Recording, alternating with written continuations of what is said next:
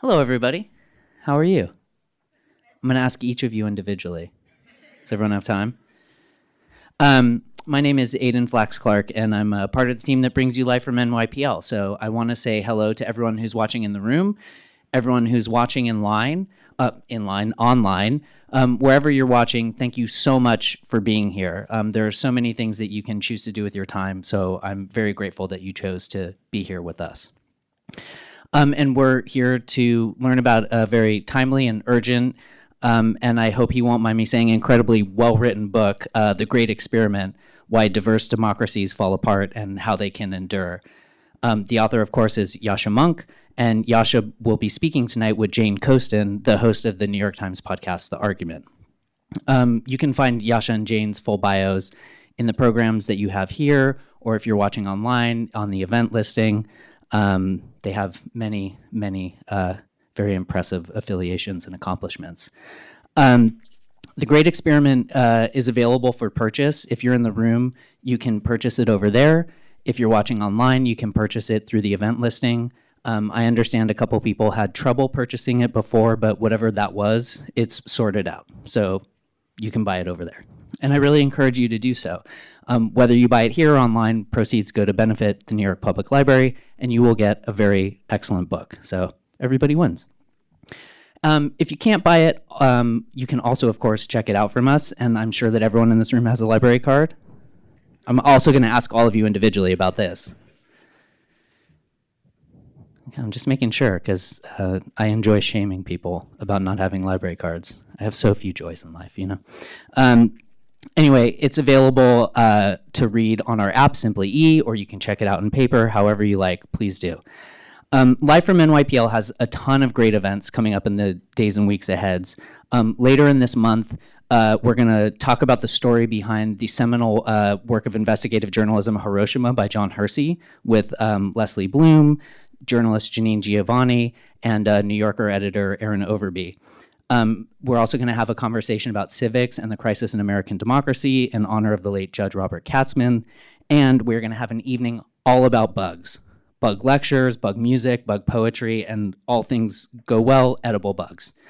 And before that, next week, you can come join us to learn about the construction of this beautiful renovated library with the people who designed it. Learn all about the amazing things they did, because this building is incredibly different from what it used to be. I'm sure some of you know who used to come to the old Mid-Manhattan Library. To register and learn more all about it, go to nypl.org/live. Among his many affiliations, Yascha is a senior fellow at the SNF Agora Institute at Johns Hopkins, where he's also an associate professor of the practice of international affairs. And we are extremely fortunate to present tonight's conversation in partnership with the SNF Agora Institute. SNF Agora Institute is an academic center and a public forum at Johns Hopkins University that is dedicated to improving and expanding civic engagement and informed, inclusive dialogue as the cornerstone of global democracy.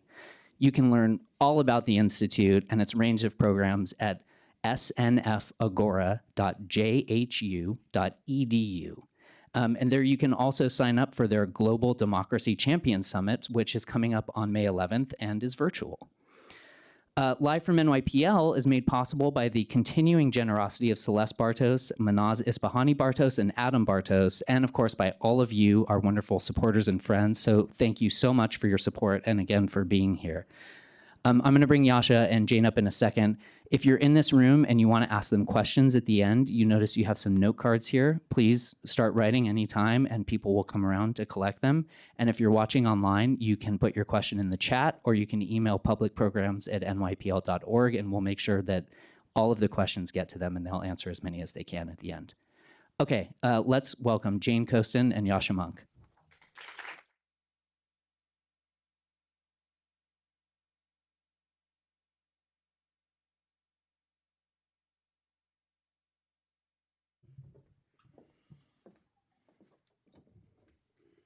Hello, and welcome to the 2022 NFL Draft. I was trying to think of something that Yascha could not talk about, and I think that is it. I know nothing about American football. You have so much to learn, young Padawan. But that actually, that gets me started because you start out a chapter in this book, which is fantastic. And you talk a little bit about sports, or more accurately, sports culture. You talk about how your mother hated crowds and hated the crowds of soccer fans that she experienced because they reminded her so much of awful experiences of her youth. Can you talk a little bit about, because so much of this book is about how we have diverse societies full of groups. People are cool, groups are bad. How do we make groups less bad? But can you talk a little bit about how the idea of sports and teams, how that inspired or got you to start thinking about how groups interact and how they can do so better? Yeah, thanks. Look, I mean, my family has a complicated and tragic history. My grandparents were born in Lviv, which is obviously in the territory of today's Ukraine. Much of their family perished in the Holocaust. They became communists as teenagers and thought that would help them build up better societies, but they also experienced a lot of the horrors of totalitarianism. They tried to build up what they thought would be a more just government in Poland after the war, and in the end, the government turned on them. And my parents, who were, 19 or 20 at the time, ended up being thrown out of their own country alongside their parents, which was their formative political experience growing up in this country and then having the government turn on them in this kind of extreme way. And the way that my mother in particular made sense of all of this, I think, was to think that, quite plausibly in some ways, that groupishness caused all of this, that this human tendency to form these groups and then to favor their members and often treat the members of those groups very well and altruistically, but also to discriminate in sometimes horrible ways, and sometimes extremely violent ways against the people who are not members of those groups. But that's what helped to explain a lot of the worst parts of the 20th century, a lot of the tragic events that they themselves and their parents and their grandparents and their great-grandparents before them had experienced. And so, when I was growing up in Munich as a German Jew, which is a complicated proposition in and of itself, I was a big soccer fan. I loved Bayern Munich. So I don't know anything about American football. I know a little bit about soccer, at least. We would live in the center of town and see these football fans, right? And my mom was made really nervous by that. She didn't see hometown love or pride. She didn't see a love of a football team. She didn't see sort of a harmless way of celebrating, my team versus your team. She, in some weird way, saw all of the horrors of the 20th century. And so I grew up with that mistrust of groups, but I'm perhaps going to lightly disagree with the premise of the question. I mean, I think I realize that groups are inescapable, and there's also many very good things about groups. And so my attitude about groups is ambivalent, because they do have this tremendous potential for bad, this tremendous potential for motivating evil, but they also can help to give our life meaning. They also can help to push us to incredible achievements. They can motivate some of the most wonderful things that human beings have achieved. So I think the question of how to build a diverse democracy is in many ways the question of how do we encourage the good sides of groups, but also keep their potential for disaster in check. Well, I think that leads to my next question, which is the book, you go through three of the most important ways in which diverse societies fail. And I'm so fascinated by each of these because they are so both context dependent, but they also exist across time and across society. You talk about anarchy, domination, both hard and soft. Domination, thinking about hard domination like slavery, but soft domination, other forms of oppression, and fragmentation, which I found particularly interesting. Can you tell me a little bit, when you're talking about anarchy, what do you mean by that, and the types of anarchy that we've seen through society? Yeah, so I'm a political theorist. I studied a lot of the history of political thought, and when political theorists think about anarchy, they think about Thomas Hobbes, right? They think about what supposedly makes people in the state of nature end up in these deep conflicts. What makes a state of nature, in this famous phrase that you may have heard, nasty, brutish, and short, right? Life is terrible. And his idea was that you have a kind of form of anarchy where, I'm going about my life and I'm a peaceable person, but I know that I'm really vulnerable as a human being. And you're going around your life sort of in some other corner of a field that we're both inhabiting or whatever, and you may be a peaceable person. But but we don't have a power to keep us both in check. And so even though we're both good people, we might end up in conflict, because I might say, look, I'll just get a stick to defend myself in case Jane decides to attack me, who knows? But you'll see me getting the stick and saying, well, he looks like he's about to attack me. I better get a bigger stick. And so you end up in conflict, right? So his idea was you get anarchy in the kind of form in which it's a war of all against all. Now, actually, that's not what human societies tend to look like, even in places where you don't have an effective state. Because what you get instead is groups that probably rise through families and small communities and tribes of certain forms, that actually structure life in minute ways, that often enclose people in an extreme, what Darren Acemoglu and James Robertson call cage of norms. So there's actually really, really detailed rules for what you're allowed to do, who you're allowed to marry, how you can live. But there's lots of those groups. And between those groups, you have anarchy. So I think Hobbes was half wrong, but also half right. And so as a result, you're not able to sustain a state, not able to sustain a welfare state, not able to sustain schools or roads or public health systems that work very well. And you can still see that today in modulated form in some places like Afghanistan and Somalia and other places where there never was a strong enough state to provide us with some of the basic amenities of life. And so that's one of the modes of failure of diverse societies, because it is characterized by this clash between these different groups who can't cooperate on building a state together. And you talk about domination, hard forms of domination, soft forms of domination, also minority domination, which we saw under apartheid South Africa. Can you talk a little bit about that? Yeah. So, one of the ways to solve the problems of structured anarchy in a way is for one group to win power, to win control, and then they might be able to build a state. And that has some real advantages. Those places often are more affluent because you are able to set rules that work. You are able to avoid certain forms of intergroup conflict. You are able to build roads and all of those things.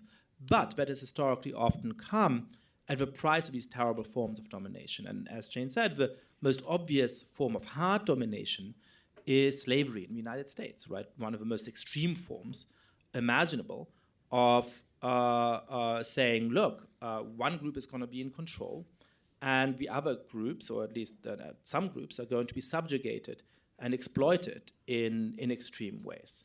And so one of the things that continues to define societies like the United States today and make it harder to build diverse democracies that actually treat their members as equals is the long-term impact on that. Because that, of course, continues to structure society in all kinds of complicated ways. So that's the example that we know best in America, hard domination, explicit domination. But there's also forms of soft domination in Germany, for example, where I grew up, where the country's democracy was actually extremely homogeneous at the time of its successful founding after World War II, because of the Holocaust and genocide and expulsions and all the horrors of the first half of the 20th century. Society was relatively homogeneous. And so people said, look, we're going to treat all citizens equally, right? Everybody's dignity is preserved, and we have all these wonderful rules. But in reality, that wasn't the case because there was no need for it. And when immigrants started to come in over the course of many decades, and suddenly a country like Germany, which now has about the same number of people born outside the country as the United States does, so it really has become an immigrant society, but the repertoire for it isn't there. And so as a result, there's all of these different soft ways in which native Germans, if you want to call it that, are preferred or have privileges over immigrants or over citizens that are newcomers. And then the third case of domination is that of minority domination, which you can often see in societies in which a minority says, look, if we abide by democratic institutions, we're going to be outvoted and outruled. And so we're going to try and impose our domination by force. And you can see that in Syria, you can see that in Iraq under Saddam Hussein. Obviously, you could see that under apartheid in South Africa, which was in many ways the most pernicious form of it, because it imposed a very extreme form of domination while pretending to have a democracy and actually having a kind of democracy within the ruling minority group, while, of course, completely excluding from most democratic institutions the majority of black citizens. And then you talk about fragmentation, and you talk about that in post-colonial Africa and post-colonial Asia. But I was particularly interested because you talk about how power sharing agreements across governments, in which you are, if you're in a multi-ethnic, multi-religious state, you say, like, okay, everyone will be represented at these numbers. But then you talk about how power sharing can actually make fragmentation worse. Can you talk a little bit about that? Yeah, so there's a really interesting, influential, and thoughtful political scientist called Aaron Leipart, who looked at a country like the Netherlands and thought, at the time it was deeply polarized between Catholics and Protestants and liberals, and they would have their own newspapers and hospitals and so on, and yet it was a good working democracy. And he said, why is that? According to our theories, it should be failing. I think the answer is obvious. It's a rich country in the middle of Europe, surrounded by lots of other democracies, parts of the European Union, etc. But his answer was, it's the power sharing agreement. It's because a lot of the most important decisions are devolved to the communities. And so it matters less who's in the national government, because a lot of your life is structured at the subnational level. And there's always different groups having influence in the government. And so if you lose the election, it doesn't matter so much. And so he said, is there an example of this outside of Europe? He said, Lebanon. Lebanon is the great example of where this works, because in 1943, they adopted a new constitution where they decided, I may be getting the details wrong, but I think the president is always going to be a Sunni and the prime minister is always going to be a Shia, and the Speaker of the Parliament is always going to be a Maronite Christian. And all of the most important laws about divorce and marriage and education and all of those kinds of things are devolved to the level of those communities. Well, there's a couple of things that went wrong with that. For one, a couple of years after Leipart published his most influential book on this, civil war broke up in Lebanon. So the idea that this would keep the peace just turned out to be empirically wrong. But as importantly, it set up a society that I think has failed in deep ways, because there is no shared Lebanese identity. Because my friends in Lebanon who got married across those communities could not get their wedding accepted by the state, because there's no provision for intercommunal marriage of that source in Lebanese society. There's a problem because people don't have democratic agency over the rules by which they're bound, because the rules aren't made by a parliament, they're made by the sort of Shia senior leaders, or the Sunni senior leaders, or the Maronite senior leaders. And there's no democratic mechanism for actually wanting to liberalize divorce laws or make sure that it's more equitable for women, or whatever the complaints in the particular context might be. And so I think this fragmentation, all of these three modes of failure are ones that continue to be relevant today. We should be worried about each of them, and fragmentation is one of them. I think the prospect of a diverse democracy in which people are so defined by the groups that they cannot leave it, that they are bound by rules that are set by their own group, that they have no democratic agency, that they can have no contact with each other across those groups. That's one of the dangers that we face. I'm interested in to hear you talk a little bit about those group dynamics, because you talk a lot about how there's this idea that we have two conflicting ideas, I think, often in politics, both across the right and the left, which is, and they are in opposition. One is that groups will always be in opposition to one another, so it is best to have some sort of détente where the groups do not interact with one another. Or it's that the more groups interact with one another, the better off we'll be. The more, if you could just force contact, or encourage contact, probably more accurately, between groups, you would have a "you're not so different, you and I" moment, and you could inspire peace and a sort of communitarian ideal. In your book, you argue that neither of those are exactly true. Can you talk a little bit about what you learned about, just at the basic level, how do we create tolerance between groups? Is that possible? And how does that work? What do you need to have that happen? Yeah, so a few thoughts on this. One of them is that there's this really rich literature on what's called intergroup contact. And it starts out with a Harvard psychologist called Gordon Allport, who helps refugees during World War II. And he never tells us which group. He says he had prejudices against one of the groups he worked with. And then working with them and getting to know them better, he actually did have this "you're not so different, you and I" moment. And he thought perhaps that's generalizable, right? Perhaps it's the case everywhere. And there's a whole bunch of studies which seemed to confirm that. There's a study, for example, of a Boston housing project in which segregated housing projects, white respondents had very negative views of African Americans, And then in integrated housing projects, where there were neighbors door to door, they ended up having much more positive views. And so clearly being neighbors in that kind of context did seem to reduce prejudices to some extent. But the more people researched this tradition, the more they realized that there's certain really important conditions that have to be true in the background for that kind of intergroup contact to work. So one of them is that not in society as a whole, but within that context, they have to have equal status. So it doesn't work if one person is the boss and the other person is the employee, for example. They've got to be colleagues. They might be unequal in certain ways in society, but in that context, they have to be equal. The other is that they have to work together on something. So it works if you're part of the same team, either at work or in sports. It doesn't work if you're on opposing teams, right? There has to be encouragement from the sort of larger social ecosystem for you to get along. And that, I think, is really important in terms of how to think about education, for example, today. I think it's one of the things why I'm personally a little bit concerned when I see some elite private schools in New York City. This is true at Dalton, at Horace Mann.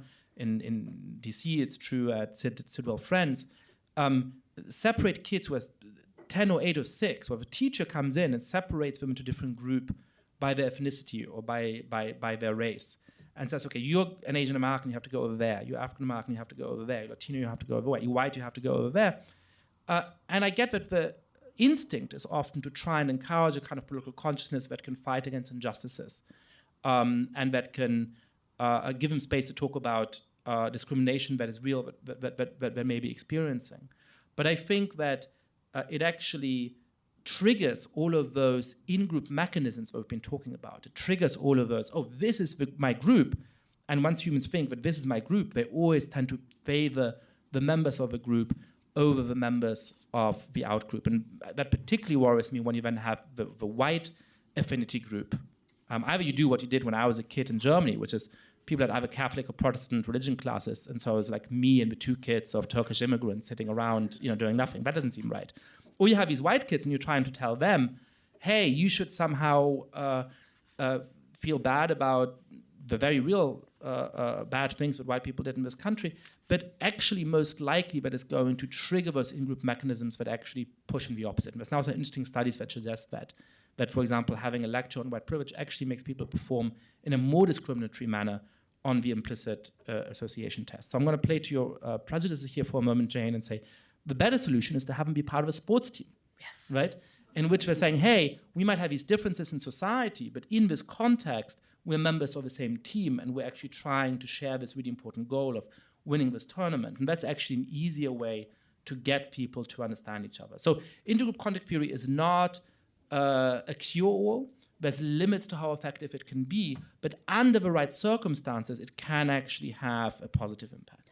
I'm curious, you talk a little bit towards the end of your book about a lot of, kind of the demographics or destiny idea, but I think that actually gets to a question I have about those group dynamics, because if, I'm a biracial American, but I also have all of these other intersecting identities, and I'm curious to hear from you, based on the work that you've done, what identities have been proven to be stronger and which have been proven to be weaker. I often think about how one of the many horrors of American slavery is that you have people who are all technically the same religion, but they are enslaving other people of their same religion while, sending African Americans to stay in the balcony of the church that they're all attending.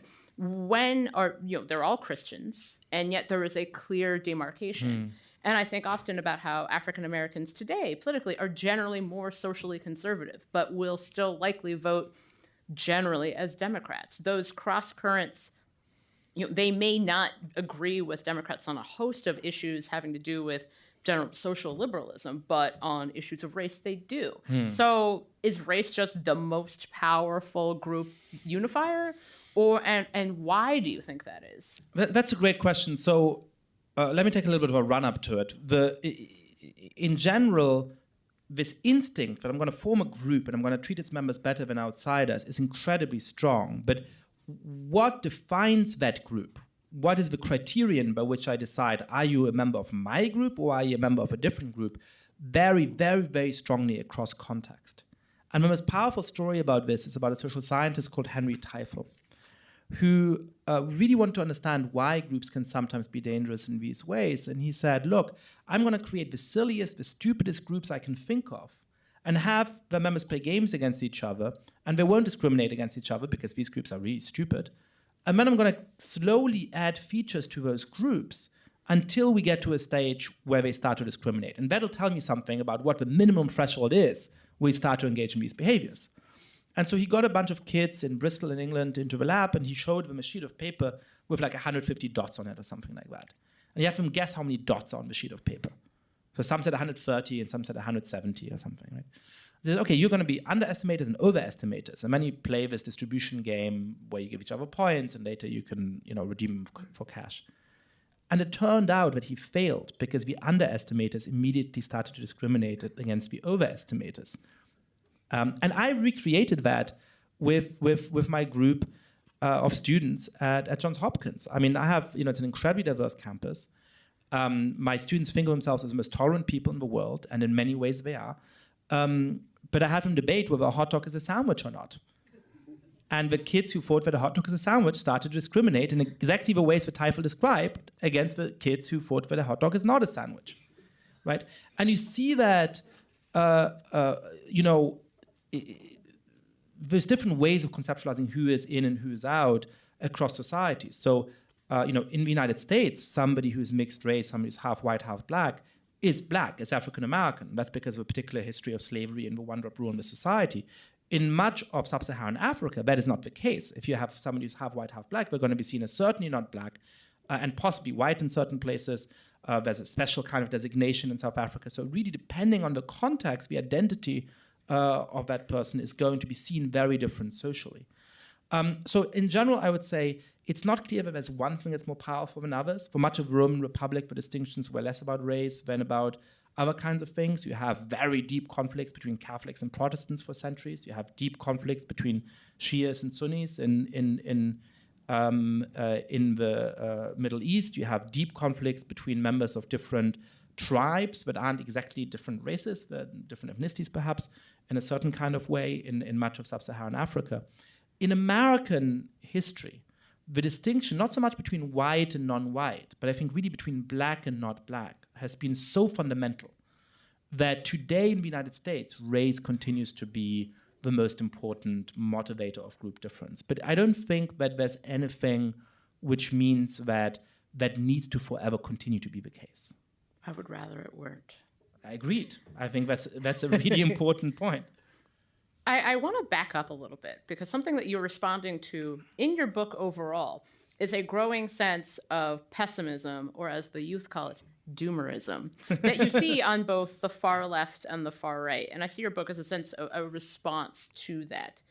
So but I'm interested to hear from you that pessimism, in a sense, about, you see that with the right, with the idea of demographics or destiny, where they start getting into the great replacement and things like that. And you see that with the left, with thinking about climate or thinking about any number of political phenomena.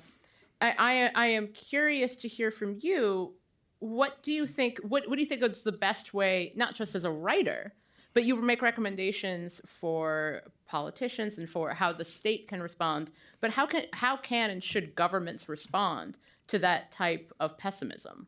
Yeah.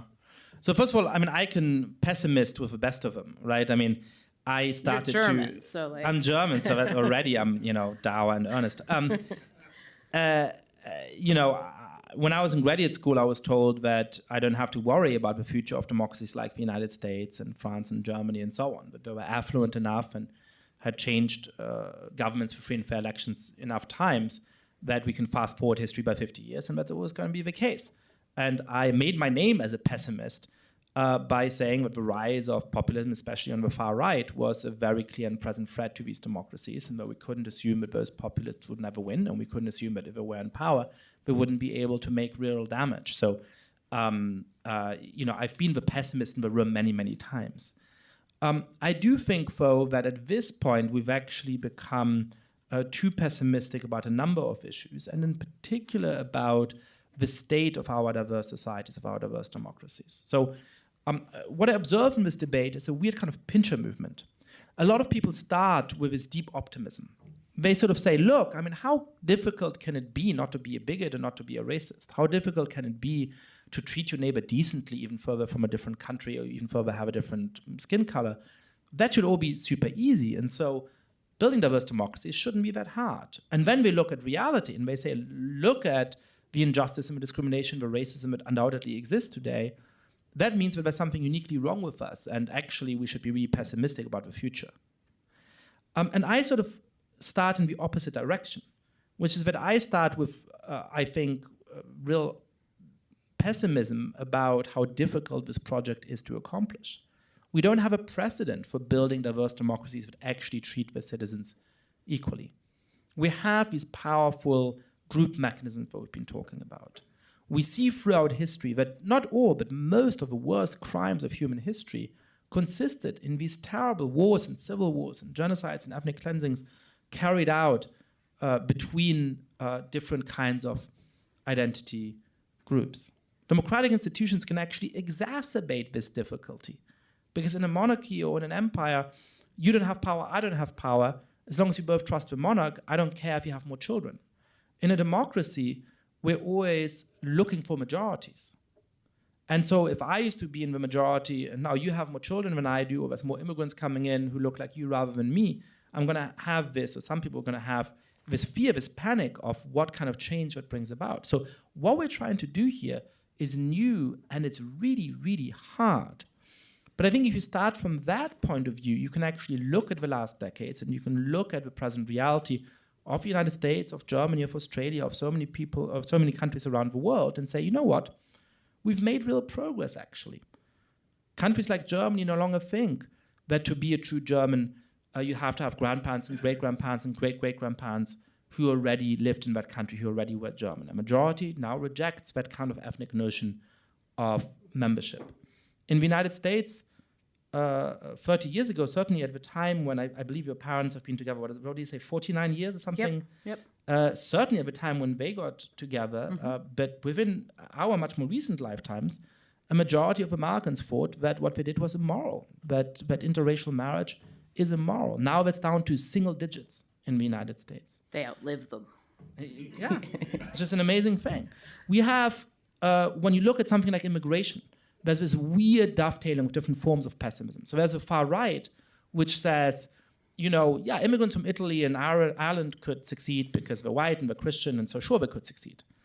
But the immigrants today, these people say, from El Salvador and from Vietnam and from Kenya, they won't succeed because there's supposedly something inferior about them, culturally or perhaps even genetically, right? And that's why they're struggling, that's why we're not doing well, etc. Now, a lot of my friends and acquaintances on the left obviously rightly reject that attribution of blame, but they actually echo the discourse in a weird way, because they also say, look, these immigrants aren't succeeding, it's just we're not succeeding because of the discrimination and the racism and so on that they're suffering. Now, there is undoubtedly discrimination and racism against those non-white immigrants, that's true, but for the book I actually looked carefully at the best studies on the topic. And what I found is a much more upbeat picture. What I found, for example, is that in the first generation, people who come in from poorer countries often struggle because they didn't have much educational opportunity. They come in often with fewer work qualifications and so on. And so often they do make less money than the average. Sometimes they struggle to learn the language fully. But the children and the grandchildren integrate into society extremely successfully. They all, of course, speak fluent English. They are much more likely to gain higher degrees, to gain higher wages than the children or grandchildren of similarly situated people who don't have immigrant parents. And as a result, immigrants today from Central America and Asia and Africa are rising the socioeconomic ranks at about the same speed as Italians and Irish did a century ago. Now that obviously shows, unsurprisingly, that those people on the far right who say there's something wrong with them are wrong. But it also shows that the pessimists who are my friends who say that the discrimination against non-white immigrants is so extreme that they can't succeed are also wrong. And that too, I think, is important to point out. You talk a little bit about how the many can become one, or whether or not they should. And it actually reminded me, the 1927 film The Jazz Singer, which is famous as the first talkie in America. Has anyone actually seen that film, out of curiosity? Yes. So you recall, It's a very educated audience here. I'm relying on that. So it reminded me that the stories of how we transmit culture is not new. So The Jazz Singer, it's about this young Jewish kid who wants to sing popular songs, but his father's a cantor at the temple and won't let him. And so he runs away and does what you do when you want to sing popular songs in 1927. You do it in blackface. And so a lot of the famous songs from the movie are in blackface. And eventually, after a long back and forth, his parents come to accept him. He returns to his family, but he still continues to sing popular songs. And the film ends with him singing My Mammy in blackface to his Jewish mother, which I've always thought was like, that's a cultural salad, if ever there were one. But I'm interested because you talk a little bit about the melting pot metaphor, the idea that you would come to the country and you would combine with everyone and you would hold on to some of your traditions, but others, you would take on the traditions of others. Then there's a salad bowl, which is like, you stay separate, but you're all together. And then there's your ideal, the public park. First, I want to ask, why has it been that we're still having these same conversations? Our conversation's often about immigration and the mixing of peoples. Everyone sounds like you're doing the passing of the Great Race or something. And I'm curious as to why you think the public park metaphor is the right one for countries like ours. So first of all, I do think that some of those debates are kind of silly, and it speaks to the point I was just making about immigration. Right. So, I hear a lot of fears in the far right that, one day English won't be the predominant language in the United States, and, a third of the country will speak Spanish, and a third of the country will speak Chinese, and so on. And then I see some people on the left argue that would be a good thing. English shouldn't be the dominant language. Wouldn't it be wonderful if we have those completely different languages and so on? And both of those discourses just completely miss the sociological reality, because sociologists actually have a model for how language transmission works, which applies with incredible accuracy to the United States, but also to France, to Germany, to all of these different kinds of immigrant societies. And what happens is very straightforward. The first generation, people acquire the new language, English in this case, to varying extents, some very, very well, some barely at all. The second generation of their children usually are fluent in both languages. So they speak the language of origin in the home. Often they are spoken to in that language and respond in English, but certainly they are competent in the language. But in the clear majority, they prefer English. When they're with their siblings, with their cousins, with other friends who have a similar kind of background of migration, they tend to prefer English because they're more comfortable in English. By the third generation, and you can have a little bit of nostalgia about that even, only 1% still speak the language of origin. So actually English has a complete victory. And so I think both a lot of those fears and then some of those sort of fantasies of wouldn't it be nice just completely miss that actually people do integrate in those kinds of ways, and that happens pretty naturally. Now, as to those metaphors, yes, so there's this sort of metaphor of a melting pot, which, you have two assignments from this. The first is to go and watch The Jazz Singer, which I will. Or perhaps that's not an assignment. I haven't seen it. I mean, there's a 1927 version, which is in blackface. Then there's the 1980 version with Neil Diamond. And don't watch that one. That's all I'll say. Okay, all right. So one of those is important, and the other is just bad. So Jane's assignment may or may not be for you to watch a movie with blackface. I'm not sure. My assignment is to go and read the play The Melting Pot by Isabel Zangwale, because there's all of these sneering references to it in the literature, but actually it's a beautiful play that expresses a very moving ideal. What he tells is the story of this Jewish immigrant whose family is killed in a pogrom in Kishinev. And he comes to the United States and falls in love with the daughter of a Russian baron, and they agree to get married. But her father is outraged by this and arrives unexpectedly on the scene to stop her from marrying a Jew. And David, her love interest, recognizes him as the general who oversaw the slaughter of his family. And David is this composer who wants to compose the great American symphony that gives voice for the first time to the new American man, to the man that is the result of his melting pot. That's his grand artistic vision, but he cannot bear the idea that his fiance's father killed his family, and so he breaks it off. But at the very end, they reconcile because he realizes that he's a failure in his vision. But actually what it means to build this melting pot is to overcome the hatreds of the ancient world to such an extent that he should be willing to marry this woman he loves, who is the daughter of a murderer of his family. So it's actually a morally very powerful play that takes seriously the deep conflicts in the world. It's not naive. But the way that the melting pot has been used was to ask too much homogeneity. It was to say, look, you have to leave all of that old world behind in such a way that perhaps some parts of your original influence stay, but we're all the same as each other. And that, I think, is much too homogenizing. It's unrealistic, and it's also not the kind of society in which I want to live. Now, in counter-reaction, what's become popular is the metaphor of either the salad bowl or the mosaic, but they get at the same thing. And that's the idea of a society that perhaps looks a little bit like Lebanon, which is to say you have all of these different groups, and they kind of vaguely are governed by a common set of rules, but really they have nothing in common. They live completely parallel to each other. There's not many points of contact between them. Society becomes, in the words of a British philosopher, Lord Parrock, an association of associations, or a group of groups, right? And that, I think, is also an important mistake. And so what I argue for in the book is two things. One, that actually we should think of individuals with their rights and duties as a fundamental building block legally of American society. And that doesn't mean that we don't respect groups.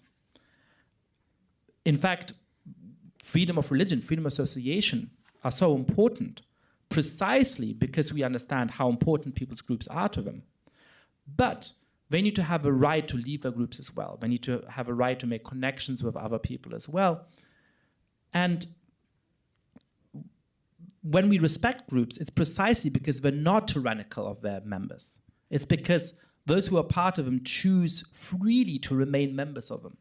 Most people are going to continue to be part of the groups that they grow up in, the religion of their parents, the cultural ethnic group of their parents, but they are able to leave those groups if they want. They are able to say, I'm not going to have the same religion as my parents. I'm going to go and live in a different community. And it's because they have that freedom that the groups we have in society deserve our respect, because they're not compelling the members. So that's one point I make. And then the other point I make is, look, if a melting pot doesn't work and the salad bowl doesn't work, there's a third kind of metaphor that might be more useful. That's that of a public park. Why? Because we can go to Bryant Park around here, which is beautiful, after this talk, and we can say, hey, we have some more questions to each other. We're just going to sit there and not talk to anybody else. And that's one of the rights we have in a society. We are not compelled to talk to anybody else. But we might also choose to talk to some interesting other people who are sitting around and make new friendships, make new connections. And in a diverse democracy, to make it work, I think you need a little bit of both, which is to say that it's perfectly fine for the Amish to stay among themselves mostly, right? For various groups in society to say, for me, the most important thing is my religious or cultural group, and I'm going to limit my contacts with people outside of that. That's one of the things that you're entitled to do as an American citizen. There's no problem with that.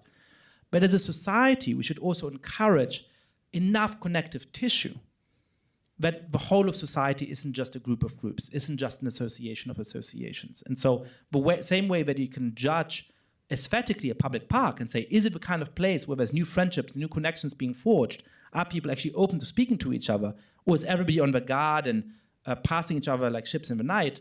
We can also judge a society and say, is there enough connective tissue? Are enough people choosing to make those new connections? Because to make our democracy work, we need those connections. We need that connective tissue. I think my last question to you would be that I am curious as to how you think political institutions, what do you think they should be aiming for in helping to support diverse democracies, and what should they be steering away from? It's something I was struck by was whenever I'm thinking about groups, I'm always thinking about how groups are interacting with one another, but also how some groups perceive the existence of another group as a threat to that group in their existence. And I'm always curious as to how states, political institutions, how we can think about that. So I'm curious what you think people should be looking to and looking away from. Yeah, let me answer once at the level of formal institutions, and then second more at the level of informal institutions in electoral politics. So at the level of formal institutions, it goes back to what I was just saying about the fundamental individual rights and liberties that people have. Right? So there's a big debate between philosophical liberals on the one side and communitarians on the other. And communitarians say, well, look, we should just say these groups are the fundamental building block of society. And that way, we're sure that minority groups and minority religious groups have the fundamental rights they need, that they're not oppressed, that they don't suffer the terrible oppression of a state that we've seen so often in the last centuries, that we don't have to fear the tyranny of a majority. And that is more true to the fact that most people aren't individuals who choose their life conception from scratch. They are people who come as members of as family networks, as people with strong religious traditions and beliefs. But that misses the importance of also protecting people against the cage of norms. It misses the importance of protecting a gay kid who may grow up in a fundamentalist Christian household where the parents want to put him in conversion therapy. It misses the importance of protecting children from female genital mutilation. It misses all of the ways in which groups can also oppress their members. And so if we want to protect against the way in which democracy can push towards conflict, can make groups afraid of each other, we need to give them this double freedom. We need to make sure they can leave their communities if they wish, but we also need to make sure that groups have the rights, if the members are freely choosing to remain parts of them, to not have to fear the state, not to have to fear the tyranny of a majority, that they can engage in religious worship that is deeply unpopular without having to fear for the safety of the houses of worship.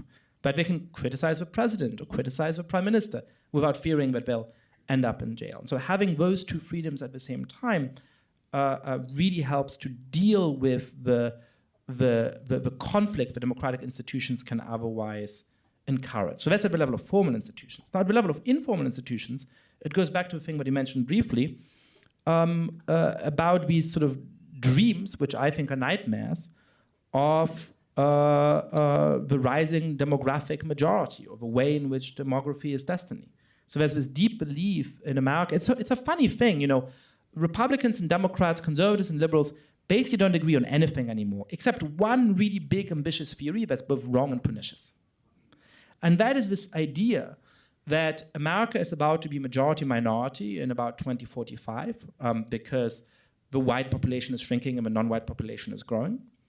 That white people tend to vote Republican and non-white people tend to vote Democrat, and that therefore Democrats have this rising democratic majority. Now that motivates a lot of demographic panic on the far right. Michael Anton, who later went on to work as a senior advisor in the Trump White House, said in this very influential essay in 2016 that what we have to fear most of all is, I quote, the ceaseless importation of third world foreigners, end quote, who are going to destroy the republic and mean that the Republican Party never has a chance to win again. That's what drives a lot of voter suppression and all kinds of other terrible things. It also drives a kind of strange triumphalism on the left, where you say all we have to do is to mobilize our core voters, which are supposed to be non-white voters, and then victory is inevitable. That's why so many media outlets got wrong the 2016 election, because they thought there's no way that Trump can win because of demographics. This is all wrong. Think about Irish voters in the 1960s. They voted overwhelmingly for the Democratic Party, and now they will vote overwhelmingly for the Republican Party. You cannot make those kinds of predictions.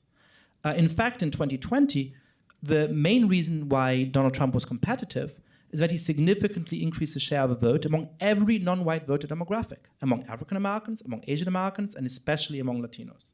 And the main reason why Joe Biden is the legitimately elected 46th president of the United States is that he significantly increased his share of the vote among white voters relative to Hillary Clinton in 2016. But I want to go one step further, actually. I no longer believe that America is ever going to be majority-minority. To think that America is going to be majority-minority, you have to apply the one-drop rule in an extreme way, not just to African Americans, but to every demographic group. You have to say that somebody who has 3 white grandparents and 1 Chinese grandparent is going to think of themselves as a person of color who is in fundamental opposition to that different demographic bloc. You have to think that Latinos have a deep identity as people of color that empirically they do not have. A lot of them think of themselves as white, it turns out.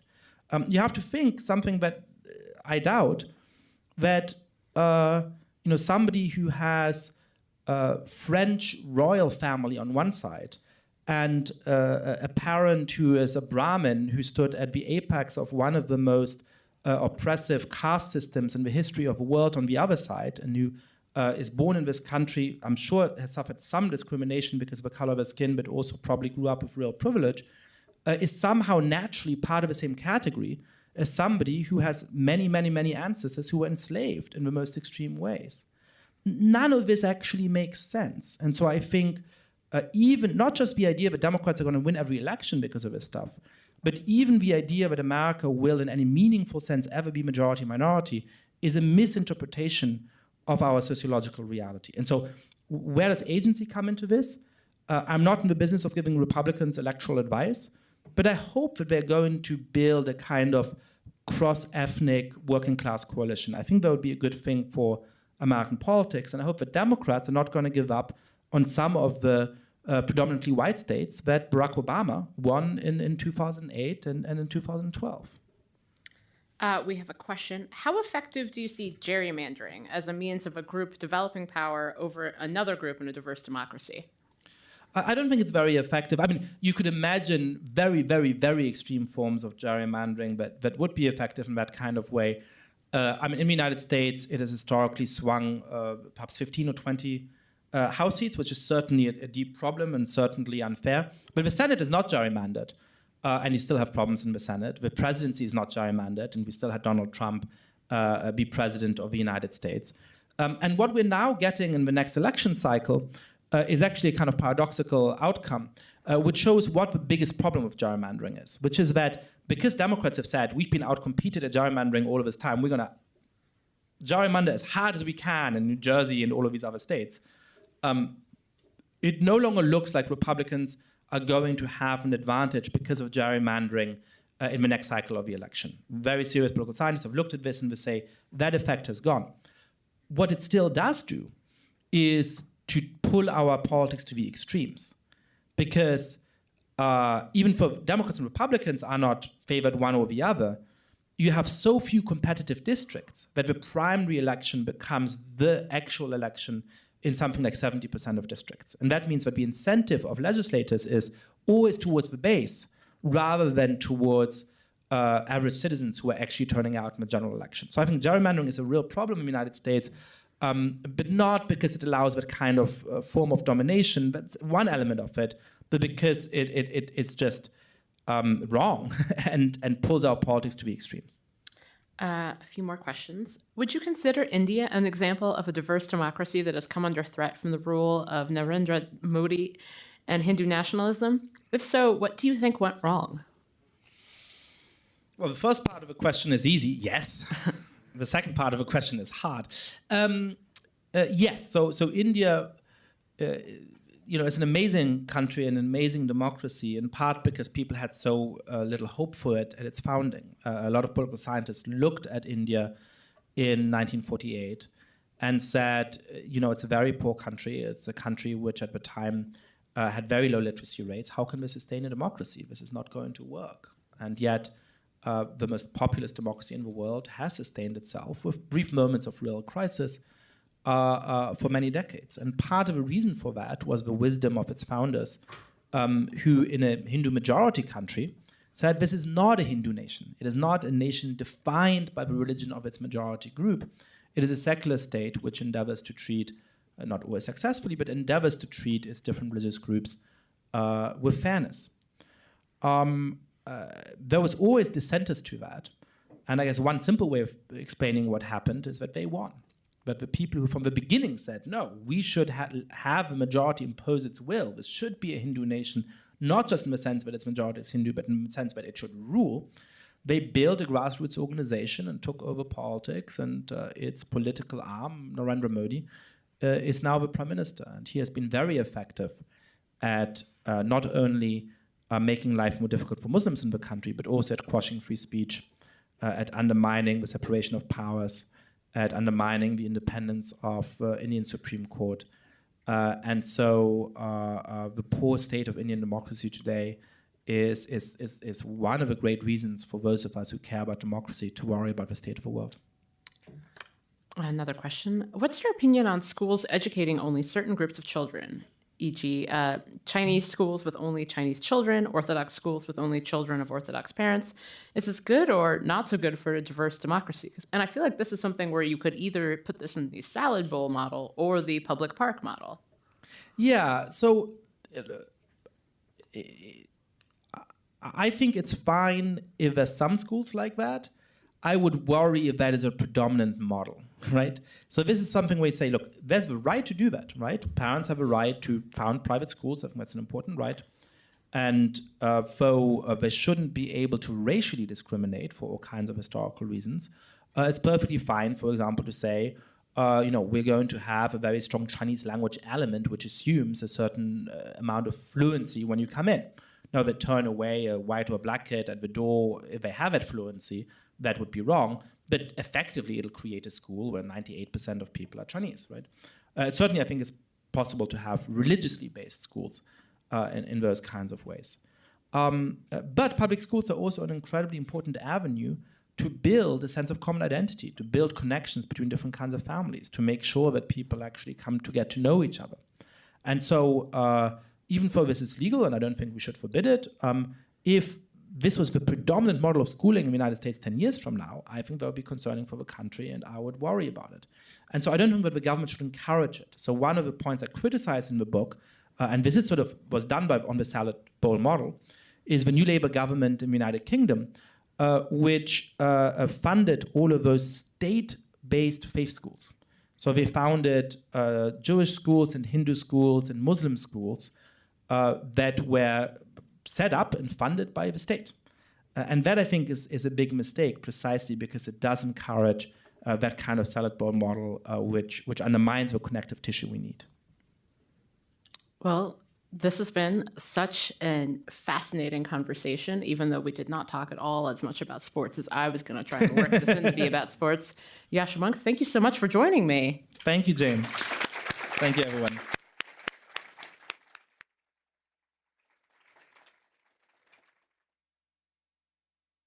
I think I've been advised to awkwardly sit on the stage as those of you who wish to purchase a book, buy a book, and then I can sign it if you like.